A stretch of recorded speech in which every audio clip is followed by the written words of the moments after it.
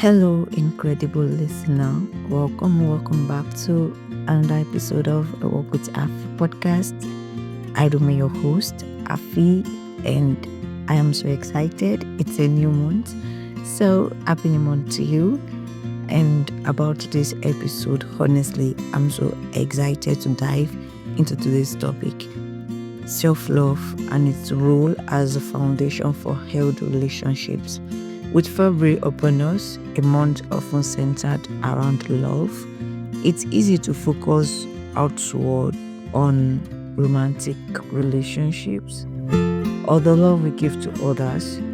But what about the love we show to ourselves? In this episode, we explore why self-love isn't selfish but essential, how it shapes the relationships we build with others, and practical ways to start nurturing self-love in your daily life. So, grab a cup of tea or take a deep breath if you want to go, and let's get started. First, let's talk about self-love, what it really means. Self-love isn't about being arrogant or self-centered like most people think. It's about valuing yourself, understanding your worth, and treating yourself with the same kindness and compassion that you show to others. It's rooted in self-respect, self-care, and a commitment to personal growth. When you love yourself, you create a very strong foundation for everything else in your life, your goals, your peace of mind, and most importantly, your relationships. Because here is the truth. The way you treat yourself sets the standard for how others will treat you. That is the bitter truth.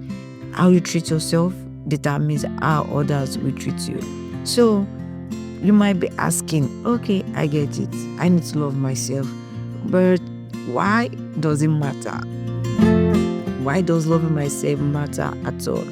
One, when you love yourself and accept yourself, you bring a sense of security and confidence into your relationships. You are less likely to seek validation from others because you already know your worth. You are not expecting anybody to validate you because you know that, yes, this is me. I am important. I know my worth. I know that I am very, very important and special. And another thing is it sets boundaries. When it comes to self-love helps you to recognize what you deserve.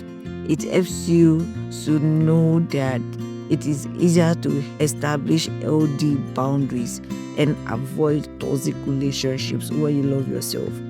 Wait. Have you seen people in toxic relationships and they still want to stay there? They tell you, it's okay, I don't have anyone else. It's him. It's all I've got. Oh my goodness. She's all I've got, and they're still there. See, I know that sometimes it's deeper than, that, because people believe that love is foolishness, right? And when you love, you're not supposed to think with your head. But I am saying, when you love yourself, you know your value, you know your worth, you are treating yourself the same way you would treat a friend. Okay, you should think about that. Ponder on that. If you are saying, okay, I want to take this step because I love this person. I heard of a story of a particular guy they were both in school, right, university, and then, his girlfriend got pregnant and he was supposed to write exams. And he left his exams just to go and meet this girlfriend in another city entirely. Now you're telling me it is love. Okay, you're telling me you couldn't think straight because, he was in love. And I wonder, if it was his friend that was in that position, would he advise his friend to leave his final exams and go and meet a woman? In the first place, you are not supposed to be sexually involved before marriage. Okay, let's say fine, you did it. She wasn't in labor. So what would it cost you? Even if she was in labor, you aren't the doctor. Do you understand? The best thing is to get somebody where she is to take her to the hospital. So you forsaking yourself, leaving your exams behind, final exams behind, just to go and stay with her. To me, That is, you don't even love yourself, because if you love yourself, you will know that you are important as well. Another reason why self-love is important is because it encourages growth. When you are committed to self-love, you are constantly growing. It enhances and enriches your relationships, and it also helps to support your loved ones better. That is just the truth. And last but not the least, it models healthy behavior. See, by loving yourself, you inspire others to do the same. You inspire them and you show them what a balanced and healthy relationship looks like. Not like the one that will forsake himself or forsake herself. I ask people, when you don't even love yourself, how do you even want to give out love to others? Because you don't love yourself, you want to give it out. How is that possible? You can't give what you don't have. So when you think it is all about love, I hope deep down it's not because you are seeking validation or because of what you want people to see you. Okay, this person is this. Is it because truly you love yourself first before you can love any person? See, I'm going to share a personal story as well. There was a time when I struggled with self-doubt, and I constantly struggled with approval from others. I didn't realize how much it was affecting my relationship with people. It wasn't until I started focusing on self-love. I started affirming myself, prioritizing my well-being, and being honest about my needs. That was when things began to change. Not only did I feel more at peace with myself, but my relationships with people became more healthier and more fulfilling. So it's a journey and it takes time, but the transformation is always worth it. And when you ask me, okay, how do I cultivate self-love? One, I will tell you to practice positive self-talk. Replace harsh criticisms with affirming words. Speak to yourself as you would to a friend. Be nice, be kind. The way you talk to people that you say you love, the way you talk to people that you call your friend, talk to yourself in that way.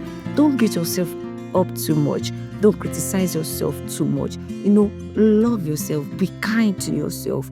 Prioritize self-care. Make time for activities that nourish your body, that nourish your mind, and nourish your soul. Don't neglect yourself because you want people to feel loved. See, if you are doing that, you don't even understand the concept of love, because how do you do it when you don't love yourself? Okay, we talk about God. God is selfless, right? But I know for sure that He can give all the love that He's giving us because He understands the concept of love and He loves Himself. If God doesn't love Himself, He should have beaten Himself up for creating us, because all we've ever done since He created us was to fall His hand. We keep falling His hand over and over and over again. And if He doesn't love Himself, He's supposed to say, okay, I blame myself. I shouldn't do this. Let's all just perish together. Do you understand my point? So that is it. And again, I will say set boundaries. Learn to say no to things that drain you or do not align with your values. You don't have to be a man pleaser. You don't have to say yes to everything. You have to man up. If you're a woman, to woman up. Do you understand? So you don't have to say yes to everyone. You don't have to say yes to everything. Not everything will suit you. I know that there are times that you have to go out of your way just to do things. But those things, even when you do them, is mostly because deep down, they still resonate with our values. So make sure that you set boundaries, celebrate your wins, acknowledge and appreciate your accomplishments, no matter how small, no matter how insignificant it might seem or look. Appreciate it, celebrate it, acknowledge it. It is important. It is your journey. Own up to it, and then seek healing. Address your past wounds and let's go of what no longer serves you. Address your wounds, address your heartbreaks, address your heartaches. See, the problem that you might have faced in the past, when you don't address that, you make the same mistake that will result to that problem again over and over. So you have to heal. If you need to seek help, do it. And I challenge you this week So choose one act of self-love to focus on. Maybe setting aside time for yourself, journaling about what you are grateful for, or simply being kinder to yourself when things don't go as planned. Remember, self-love isn't a one-time thing, it's a daily practice. And as you nurture yourself, you will see how it positively impacts the way you connect with others. And as we wrap up this episode, I want to leave you with this thought. Self-love isn't about feeling good. It's about creating a life where you can truly thrive and bring your best self to every relationship. And thank you for tuning in to today's episode. I hope it inspires you to make self-love a priority, not just in February, but every day. And until next time, take care of yourself and remember you are worthy of love, starting with your own. Keep thriving. I love you. Bye.